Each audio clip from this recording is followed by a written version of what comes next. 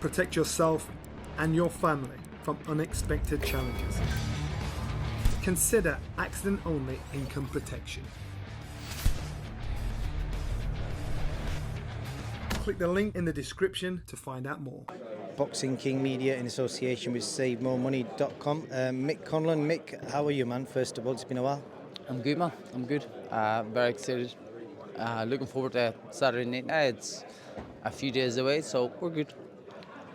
I've got to ask you, obviously, new coach. We'll get the boring bit out of the way first. What's the biggest thing you've learned from Pedro Diaz? It's your first proper camp with him, and also just quickly tell me why you picked him, because he could have gone anywhere. And a name like yourself, you could have gone anywhere. Yeah, listen. If you look at his track record, it's unbelievable. Building the GILL Cotto back to where he got to, the Margarito rematch, everything, Mayweather, all that there. His credentials as an amateur coach throughout that, so he takes that into consideration. His work ethic and ethos in training, and also just how he is as a person. He's a very good human being. But yeah, he just brought me back to me being me and using my boxing abilities. What do you think you was missing the most? I know you just said you're getting your boxing ability back, but is there anything specific that you felt you was missing that he's now brought back? I'm back moving, man. I'm back dancing around that ring instead of having toe-to-toe wars. So, and even standing there and trying to be defensive and stuff, I'm back being active and proactive. So, yeah, it's been very good. And then the other big talking point about this fight, obviously, you're fighting Jordan GILL, and everyone's highlighting, the way you both of yours last fights were. And I think he put a Lee Wood t-shirt on the other day. Does any of that kind of shit really matter? You've been an amateur pro a long, long time. Is that kind of stuff just back of your mind? Nah, listen. In the build-up and all, there's always got to be a selling point, doesn't there? So you bring these things in, you play the game, and you do your job. None of that matters really. I don't care about Jordan GILL. He's nobody to me really. He's the opponent standing in the corner, and no matter how much he tries to rail me up or do anything like wearing a Lee Wood top, come on. Do you think that really bothers me? Come on, it doesn't.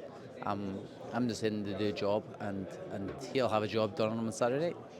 He obviously accepted the challenge, and I know you both have done a lot of rounds in sparring together. He's took the challenge because he must think I did something good in them sparring sessions. You've obviously offered him the fight because you think you did well. So there's truth in the middle somewhere.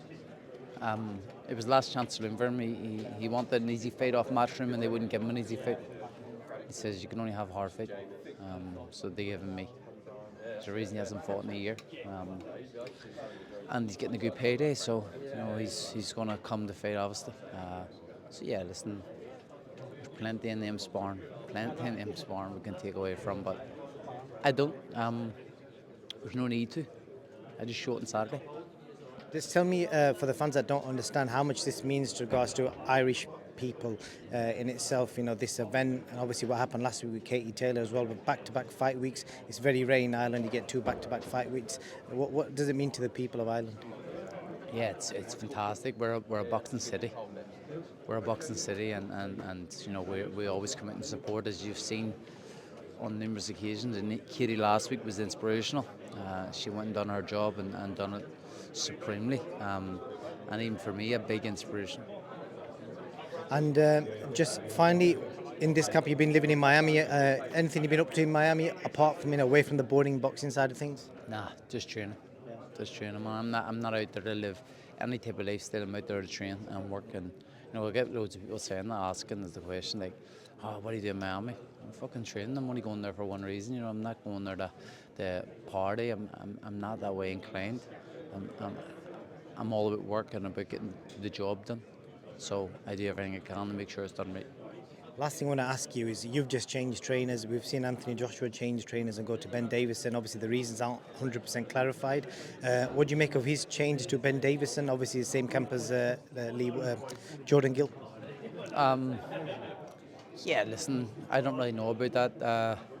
Josh has changed trainers so many times, and I think it's more confusing than anything. So I don't really know what you can say about it. Is it a good move for him? Who knows? I thought the other coaches would be a good move for him, but he's changed again. So I'd say that's quite confusing as a fighter. Different kind of training methods and ethoses through different gyms. So who knows? I wish him all the best. Mate, Conlan, I wish you all the best. May the best man win. Thanks. Have you ever been stranded on the side of a motorway with a broken down car? Like me, is that something that worries you? That's where motor breakdown insurance comes in. If your vehicle breaks down, a trained professional will be sent out to get you back on the road. Or if this is not possible within the specified time frame, to transport you to your home or to the nearest garage.